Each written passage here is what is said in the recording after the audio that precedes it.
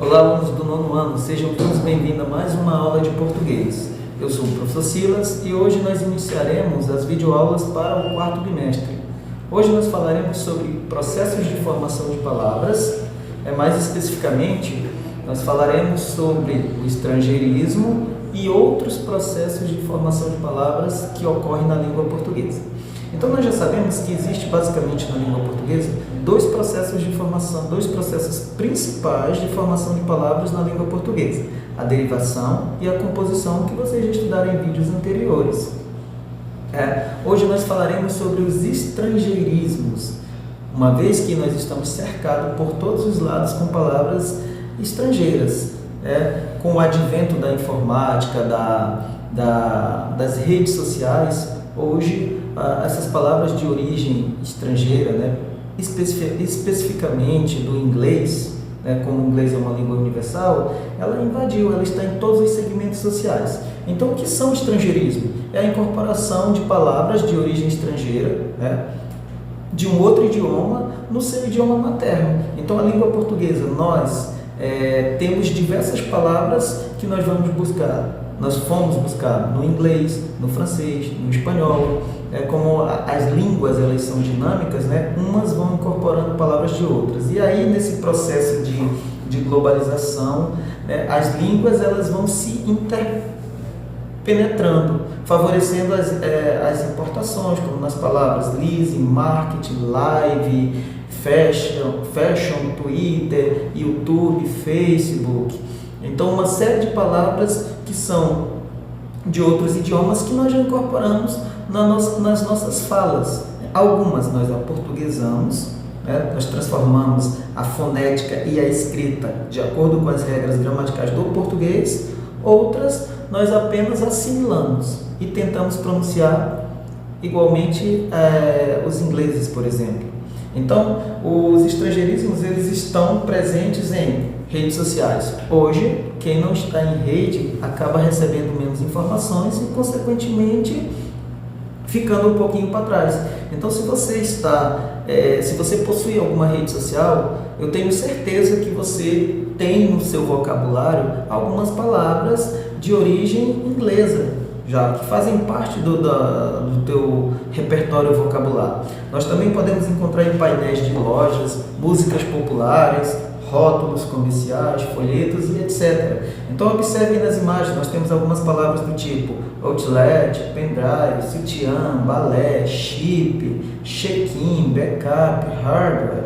Então, nós temos aí algumas palavras de origem inglesa, outras de origem francesa. Então, observe na tirinha como isso pode ocorrer. Por favor, faz entrega? Não, só delivery.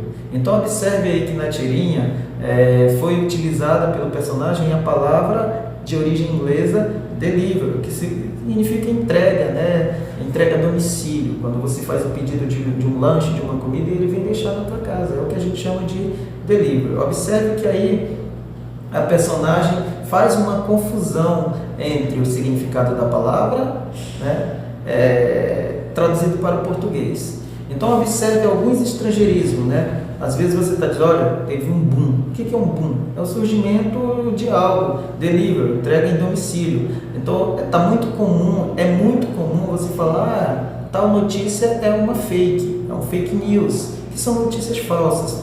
Durante a pandemia, nós trabalhamos em home office. O que é trabalhar em home office? Essa modalidade de trabalho remoto em que você faz na tua própria casa, teu escritório dentro de casa. Durante a pandemia, nós aprendemos a assistir shows através de lives, que são transmissões ao vivo por meio das redes sociais. Durante a pandemia, nós fomos obrigados a fazer lockdown. Algumas cidades foi mais abrangente, foi mais rígido, outras não. Então, lembre-se só que a gente tinha o toque do recolher, que de certa forma foi um lockdown meio suave aqui em Itaituba, que é o quê? Significado trazido para o português: bloqueio total, isolamento obrigatório, take away, retirada de refeições em restaurantes para consumo em casa. E além disso, você utiliza uma série, por exemplo, o verbo deletar, que hoje faz parte do dicionário da língua portuguesa, é um verbo de origem inglesa, e hoje nós até conjugamos em português. Então nós temos aqui algumas palavras né, como elas são escritas em português e como elas são escritas nos seus idiomas, né? Rock, buffet, que é o buffet de origem francesa, chantilly, como ele é escrito lá na França, né, de origem francesa. Nós temos aí, por exemplo, stress. Nenhuma palavra de língua portuguesa vai começar com S seguida de consoante. Eu tenho que ter uma vogal nessa sílaba. Então veja o que nós fizemos aí. Nós aportuguesamos a palavra stress para poder se adequar à escrita, às normas gramaticais da língua portuguesa. Isso é um processo muito comum nas línguas dinâmicas, como é o caso da língua portuguesa.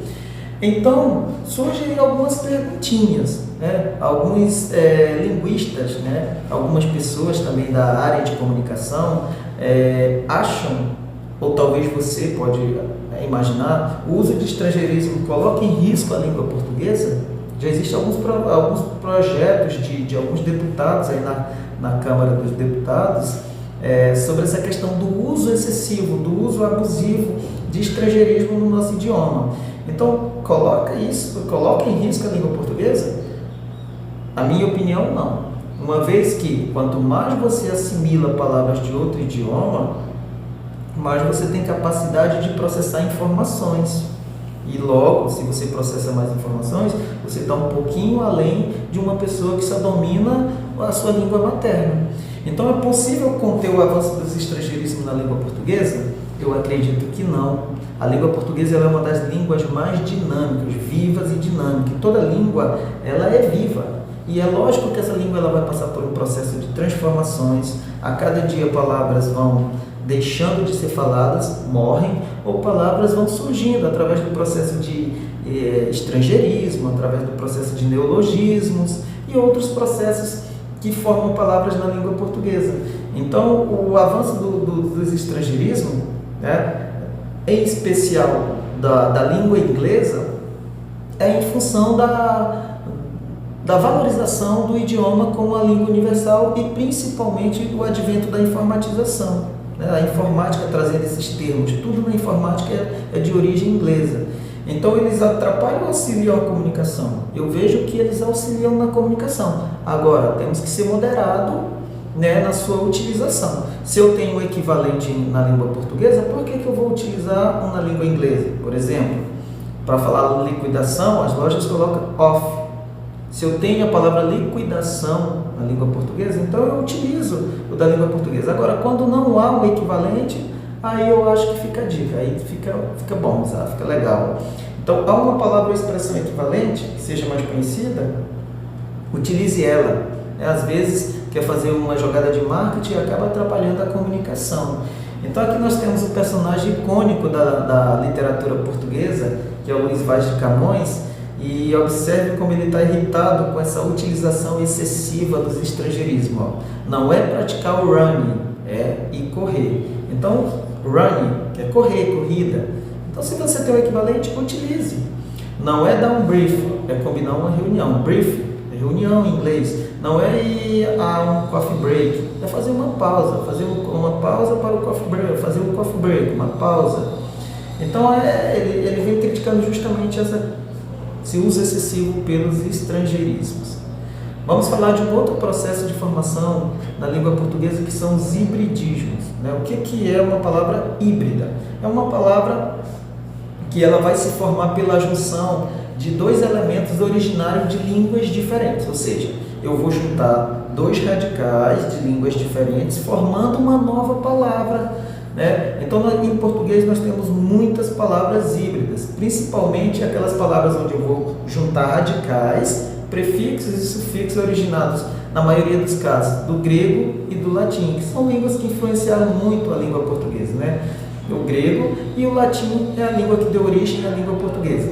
Então, observe estas palavras: ortografia, odontologia, sociologia, cartódromo, bafômetro, burocracia e a palavra metamorfose. Observe na palavra ortografia, nós podemos dividir ela em duas partes. Orto, de origem grega, grafia é uma palavra de origem latim. Quando eu junto as duas, eu tenho uma palavra nova, que eu formei ela juntando uma parte do latim e outra parte do grego. E a ortografia, traduzido para o português, significa escrita correta. Na palavra odontologia, odonto, de origem grega, odonto é dente, e logia é o estudo. Então é toda aquela ciência que vai tratar do estudo dos dentes, né? Alguns hibridismos ainda, ó. Sociologia, sócio, vem do latim, logia, do grego, televisão, tele, vem do árabe, e visão do latim. Quando eu junto as duas, eu tenho uma palavra híbrida formada por dois radicais de idiomas diferentes.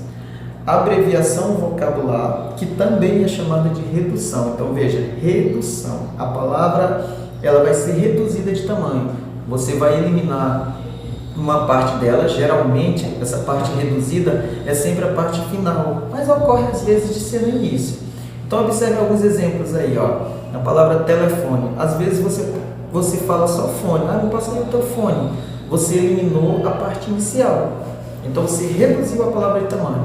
A palavra TV, por exemplo, é uma redução de televisão. Então nós temos outras palavras que são palavras reduzidas, como é o caso da palavra metrô, né? A palavra metrô ela é reduzida de metropolitano. Auto, de automóvel. Cine é uma redução de cinema, e cinema é uma redução de cinematográfico. A palavra pneu, ela é uma redução de pneumático. Ninguém fala o pneumático do meu carro furou, você fala apenas o pneu, porque a palavra foi reduzida.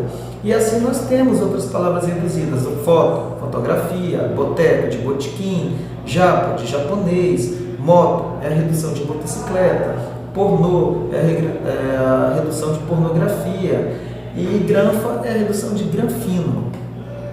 Então nós temos aqui mais exemplos, né, de redução. Metrô, metropolitano. TV, de televisão. E refri é a redução de refrigerante. Então observe que a redução ela forma palavras novas no nosso idioma. E assim nós chegamos ao final da nossa primeira aula de português, e até a próxima. Espero ter contribuído com a aprendizagem de vocês.